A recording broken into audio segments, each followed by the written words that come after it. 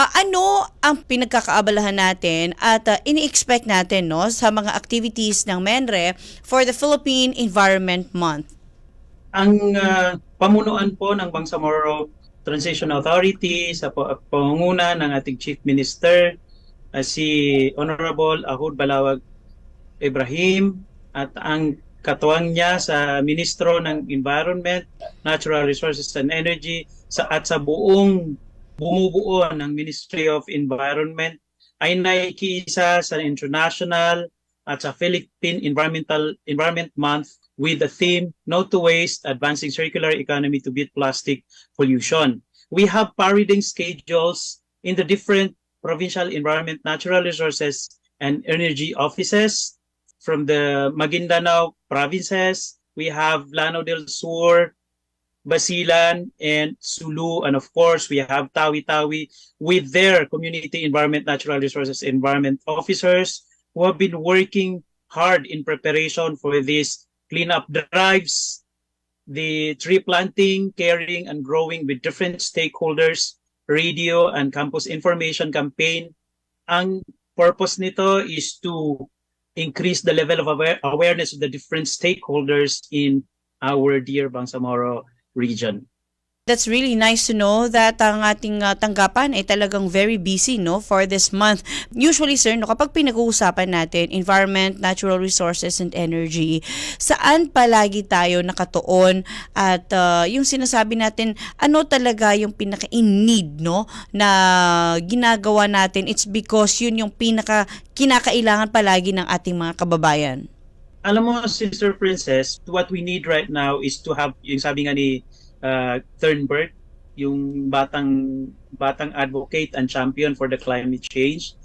We need to increase the level of awareness of the community because it is not solely the responsibility of the MENRE, but it's everyone's stake. It's because we're living in one house, which is the so-called Earth, and there is no other Earth. There's only one Earth in our Milky Way galaxy. Thus, everyone should have a stake in protecting and conserving our environment by having their own role in protecting and caring for the environment. Thus, we have, kung mapapansin mo dun sa three major activities natin is yung radio and campus information campaign with the different stakeholders, not only for the students. Well, of course, our main focus is the students because sila po yung salinlahi or the next generation whom we pass the torch to them. Yung sabi nga ni Thunberg, Greta Thunberg, that saying this is no longer a climate emergency. We need everyone to panic that indeed the climate change is knocking on our doorstep. Thus, we have to have everyone's campaign, not only MENRE, everyone. Thus, very thankful to the Radio Pilipinas, Salam Radio, for inviting us in help do the campaign for the Environmental Month. Mashallah, mashallah. We are very glad, sir. No? Yes, also, go ahead, sir. If I may add also, through the principle of the Al Khalifa, we are targeting the belief and principle of Al Khalifa that is within the tenets of Islam. That means we are the ambassador of Allah, the ambassador of God in conserving and protecting the air environment. Sa ngayon sir, ano yung pinakamalaking challenge no na kinakaharap ngayon ng BARM when we talk about fighting for a greener community? Alam natin napakahirap ng term na yun, no? We wanted to have a clean, green community. We are in a critical juncture where in everyone's eyes on us on how we implement and execute the peace agreement. And doon nakatuon sa peace, sa normalization.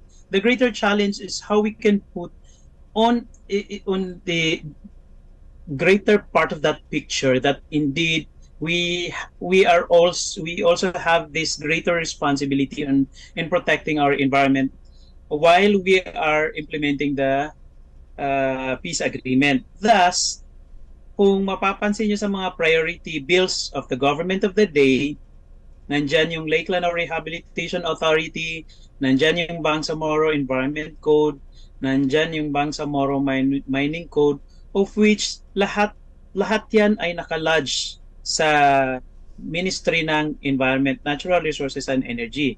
In addition to that, we also have, this is worth noting also, that under our bureau or services, which is the Forest Management Services, which I'm heading as team leader, we have this Bangsamoro Sustainable Forest Management Act revision, or the forestry code of the Bangsamoro. You know, Princess, this is a landmark legislation, not just in the region but also Yes. in the entire country. This was passed originally in 2003 during the time of ARMM. I think for more or less 2 decades in the Congress, both in the upper and the lower house, they have been struggling on how to pass this Bangsamoro Sustainable, or the Sustainable Forest Management Act of the country. But here in the region, we already have it. So I think it is worth noting that the Congress may take a look at how we hurdle in passing this Sustainable Forest Management Act. And in our effort in the Forest Management Services, we are trying to have a revision of it that is tailored to the parliamentary form of government, and to have a stronger, sort of sense of ownership in the Bangsamoro Transition Authority. And this is also in preparation to the formal Bangsamoro government comes 2025. And we believe also that the main mandate of the Bangsamoro Transition Authority is to lay down a stronger foundation for the so-called stronger autonomous region. And by doing that, we have to pass and review more legislation, such as those 4 of the many bills that we have to revisit.